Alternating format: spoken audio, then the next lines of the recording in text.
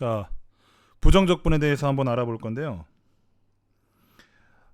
오늘 이 내용을 다 배우고 나면 여러분이 이 두 가지 용어에 대해서 정확히 이건 이거다라고 정확히 말할 수 있어야 돼요. 첫 번째는 부정적분. 명사예요, 명사. 뭔가 가리키는 말입니다. 이 부정적분이 뭐야? 그랬을 때 이해를 할 수 있어요. 두 번째, 적분하다. 동사입니다, 동사.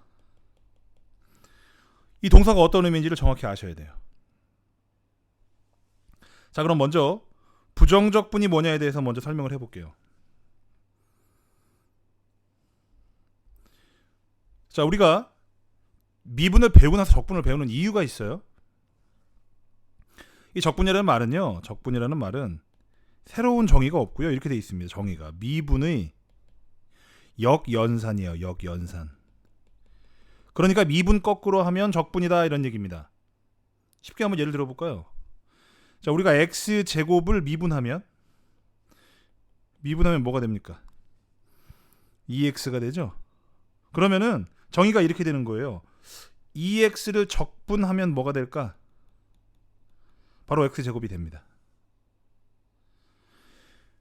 근데 이제 그러고 나서 곰곰이 생각을 해봤더니 좀 이상한 부분이 있는 거죠. 왜냐하면 우리가 미분을 할 때는요, 이 뒤에 상수가 붙어 있어도 어차피 0이 되거든요.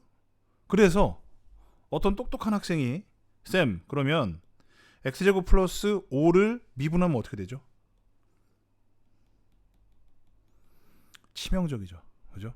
이렇게 질문을 했을 때 그러네, 똑같이 2x가 나오네가 됐겠죠. 그러면 다시 선생님, 2x를 적분하면 x제곱 플러스 5가 됩니다. 미분의 역연산이라면서요. 이것도 말이 되는 거예요. 큰일 났네. 그것만 있는 게 아닌데 x제곱 플러스 1억은요, 이것도 미분하면 마찬가지로 2x가 되고 적분하면 x제곱 플러스 1억이 되더라, 이거예요. 그래서 어떠한 식을 적분했더니, 자, 여기서 이제 적분하다의 의미가 나오는 거죠. 미분하기 전의 식을 찾아보았더니 이런 뜻이에요. 이 식을 어떤 식을 미분해서 나온 결과라고 치는 거죠. 그러면 그 원래 식은 뭘까를 찾아보는 이 행위 자체를 우리는 적분하다라고 말합니다. 이 새끼 뭘 미분했을 때 이렇게 된 거야? 라는 의미인 거죠. 그런데 그 결과가 하나로 정해져요? 하나로 정해지지 않는다는 걸 깨달은 거예요. 그래서 정확하지 않다, 정해져 있지 않네? 그래서 부정적분이 되는 겁니다. 다시 말해서 우리가 지금 보고 있는 이 x제곱이나 x제곱 플러스 5나 x제곱 플러스 1억이 모두 다 2x의 부정적분들이 되는 겁니다. 그러니까 부정적분은 적분하기 전에 어떤 그 식 자체를 부정적분이라고 하는구나. 그런데 그게 하나로 정해지지 않는다. 왜? 이유는 뭐다? 미분할 때 상수가 사라지기 때문에. 어떠한 식을 미분하기 전엔 이 자식이 어떻게 생겼을까를 추측해봤더니 상수가 정확하지 않더라. 그러다 보니까 답이 무수히 많이 나오더라. 그런데 그 식에 공통점이 하나 있죠. 상수만 빼면, 여긴 플러스 0이니까 상수만 빼면 다 생긴 게 다 어떻다? 똑같더라. 이러한 여러 가지 식들을 통틀어서 우리는 부정적분이다라고 부릅니다. 그럼 식이네요. 그러면 쓸 때마다 기분 내킬 때마다 상수를 골라서 쓸 수는 없잖아요. 이 여러 개의 부정적분들을 통틀어서 하나로 쓸 수 있는 표현이 있습니다. 그리고 EX의 미분하기 전식을 찾아라 라는 기호도 정의가 됩니다. 바로 그것이 인테그랄이라고 하는 기호예요. 인테그랄은 어디서 왔냐? 썸에서 왔어요. 썸. 남자친구 여자친구 썸 타는 거, 그 썸 아니에요. 이 썸은 더하다, 그런 뜻입니다. 뭔가를 더하는 거예요. 근데 뭔가를 더하는지 지금 아직 몰라. 부정적분 말고 뭔가 정해져 있는 정적분, 그걸 배울 때 왜 이걸 더한다는 의미로서 표현을 하려고 했구나. 이것은 처음에 기호를 만든 사람이, 이 이론을 만든 사람이 붙인 게 아니에요. 그 후대의 사람들이 이론을 정리하고 발전시켜 나가는 과정에서 여러 사람들, 그러니까 우리 같은 평민들이 이해를 잘 하기 위해서 아니 어떤 기호를 좀 쓰면 이렇게 도움이 잘 될까? 이해가 잘 될까? 라는 것을 고민하다가 찾은 기호일 뿐이고, 그것에 기호는 다 의미가 있죠.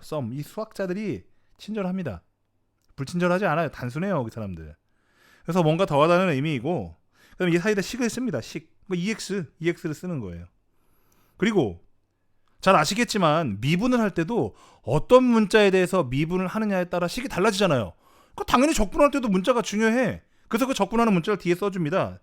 dx라고 여기에 써주는 거예요. d는 무조건 고정돼 있고 이 x는 적분하는 문자를 얘기하는 겁니다. 자, 그러면 이것이 바로 무슨 뜻이냐? ex라는 식의 부정적분들을 한번 찾아봐, 이런 뜻입니다.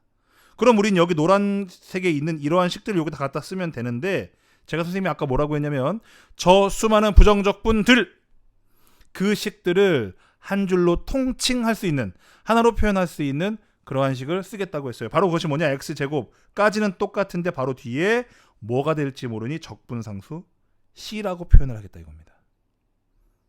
그럼 c의 의미가 뭔지 알겠죠? 적분상수다. 그러니까 얼마가 될지 알 수 없다. 하지만요, 우리는 이미 이 적분상수의 존재를 이미 완벽하게 알고 있었습니다. 간단하게 한번 설명을 해볼까요? 도함수 그렸죠, 우리가. 도함수를 아래볼로 그렸다 칩시다. 그러니까 A고 B야. 그러면 도함수는 왜 그래요? 부호 때문에 그리죠. 그럼 플러스, 마이너스 플러스잖아요. 그래서 쭉 내려가지고 플러스면은 증가, 마이너스면 감소, 플러스면 증가 이렇게 하잖아요, 그죠? 그러면 그래프의 개형이 그냥 대략 이렇게 그려진다는 거예요. 근데 우리 이 그래프 그릴 때 이렇게 X축 표시합니까? 안 합니까? 다시 얘기해서 이 그래프의 높이를 표현해요? 안 해요? 안 하죠. 근데 이 C가 의미하는 게 뭐야? X에 관한 식 마지막에 붙어있는 이 C는 X의 모든 문자에 0을 대입했을 때 나오는 그 값이네요. 무슨 절편? Y절편. Y절편은 그래프의 무엇을 결정한다? 바로 그래프의 높이, 즉 위치를 결정한다 이겁니다. 봐. 우리가 X축을 쓰지 않은 이유는 이 높이가 결정되지 않았기 때문에 그렇습니다. 이해가 되시죠? 우리는 이미 완벽하게 적분상수 C의 존재를 우리는 이미 알고 있었어. 다 알고 있었어 그냥. 그런데 그것을 어떻게 표현할 건지, 아니 수학자들은 그동안 어떠한 방식을 통해서 그 적분의 결과인 그 상수, 숫자, 정해지지 않은 숫자를 어떤 식으로 표현하는지 우리 그냥 약속을 본 것뿐입니다. 우린 이미 미분을 통해서 적분상수의 존재를 완벽히 알고 있었다. 이렇게 정리를 하시면 되겠습니다. 자, 그러면 우리가 x의 n승을 미분하면 뭐가 되냐면은 n 내려오고 x의 n-1승이 되잖아요. 그렇죠? 그럼 nx n-1을 적분하면 x의 n승만 나오는 건 아니고 뒤에 c는 붙긴 하지. 근데 x n승 플러스 c가 나온단 말이에요. 근데 아니 이렇게 생긴 것을 적분하면 이렇게 된다 그러면 외워지지가 않아. 그죠? 그래서 다시 이것을 조금 더 잘 정리하면, 그러니까 얘가 이쪽으로 적분될 때 어떠한 현상이 일어났냐는 우리가 1로 갔을 때 일어나는 일들을 거꾸로 해주면 돼요. 어떻게 하느냐? 일단 차수가 하나 어떻게 돼요? 내려가죠. 그 다음에 얘가 바로 내려와서 곱해지잖아요. 그러면은 이 오른쪽 입장에서는 일단 차수를 하나 올려줘. 그러면 nx n-1승을 우리가 뭘로 만들고 싶어? x n승으로 만들고 싶은 거예요. 여기서 차수를 하나 올렸어. 그러고 났더니 뭐가 남았어요? n이 남았죠. 그럼 올린 차수에 뭘 곱해? 역수를 곱해주면 돼요. 됐습니까? 자, 그래서 그것을 깔끔하게 한번 표현을 하자면 x의 n승을 적분하면, 자, 차수 하나 올립니다. 그리고 여기서 역수를 곱해줍니다. 그리고 적분상수 c를 붙여주죠. 이것을 기호로 쓰면 인테그랄 x의 n승 dx는, 자, 지금까지 해왔던 걸 그대로 해주시면 됩니다. 자, 먼저 차수를 하나 올려주고요. 그 다음에 그 올린 차수의 역수를 앞에다가 써주시면 되고요. 그 다음에 뒤에 상수 C만 붙여주시면 되겠습니다. 당연한 건데요. 얘를 다시 미분하면 x n승이 되죠. 그쵸? 마찬가지로 얘를 적분하면 이 식이 되고요. 자, 이와 같은 이 식의 순환은 식으로 제가 한번 써볼게요. 자, 어떠한 식이 있다고, 라지 fx가 있다고 칩시다. 그것을 미분했더니 스몰 fx가 나온다 치면 자, fx를 적분한 다음에 다시 미분을 하면, 근데 우리가 미분을 할 때 어떤 기호를 썼었냐면은 이런 걸 썼었죠. 자, 하지만 이 단원에서 새로운 기호가 나옵니다. 바로 dy dx예요. 여기에 y라는 문자가 써지면 y라는 식을 x라는 문자에 관해서 미분해라라는 그런 뜻입니다. 그런데 지금은 y라는 식을 미분하라는 게 아니라 이 식 자체를 미분할 거기 때문에 여기다는 따로 식을 써주실 필요가 없어요. 마치 분수처럼 분자를 여기다 쓰기도 하잖아요. 그렇죠? 자, 그렇다면 이것을 적분하면 우리는 뭐가 나오겠어요? 얘 적분부터 하면 라지 fx가 나올 것이고, 이것을 x에 대해서 미분하면 뭐가 나온다고 돼 있어요? 여기 fx가 나온다고 돼 있죠. 아, 어떠한 식을 적분을 한 다음에 다시 미분하면 뭐가 나오더라? 그냥 자기 자신이 나오더라 이겁니다. 이번에는 fx를 라지 fx를